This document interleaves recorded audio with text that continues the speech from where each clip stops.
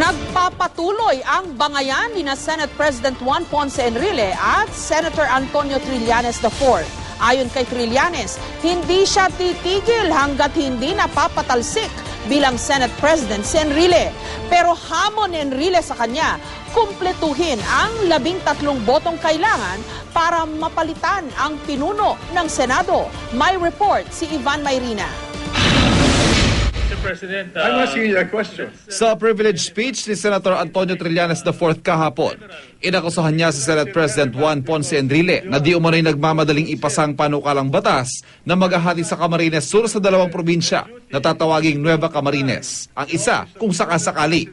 Ito ang pinag-ugatan ng palitan ng maanghang na salita sa pagitan ng dalawang senador. Mula sa usaping ito, napunta ang bangayan ng dalawa sa pakikialam di umano ni Trillanes sa isyu ng agawan ng teritoryo sa West Philippine Sea. Kung meron man siyang nakitang dahilan to file a case sa akin, whether treason man or anything, magaling siya na abogado, i-file niya. Hinahamon ko siya, i-file niya.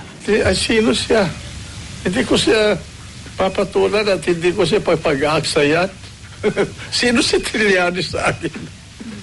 My God, this man thinks he's that big.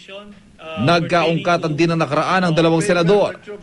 All these years, master manipulator eh. If you will recall, finake nga niya, ambush niya. Matagal hindi siya ay paniniwalaan. Yung tumatakbo pag nasa kusina at uminit tumatakbo. Mahirap yun eh. Oh. Tumakbo sa Oakwood, tumakbo sa Peninsula, tumakbo sa Senado. Itong tao na ito, he shot himself in the foot. The bullet ricocheted and hit his mouth. At tila hindi pa rito natatapos ang bangayan ng dalawa.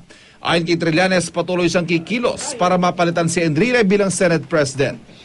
Pag may opportunity dyan, we will. And he should expect that. Hindi naman pwedeng...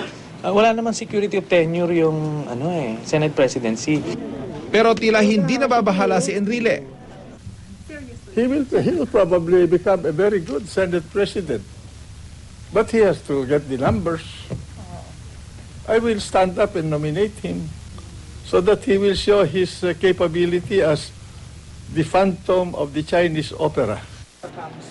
Tila magiging hamon nga kay Trillanes sa kumpletuhin ng 13 botong kailangan para makapagtalaga ng bagong pinuno ng Senado kung pagbabasehan ang reaksyon ng ibang senador sa kanyang pasabog kahapon.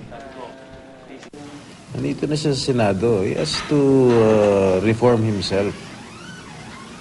So, ang lakas naman loob niya. Dahil kung hindi naman niya magagawa mag-isa yun, he still has to have 13 votes to oust the Senate President.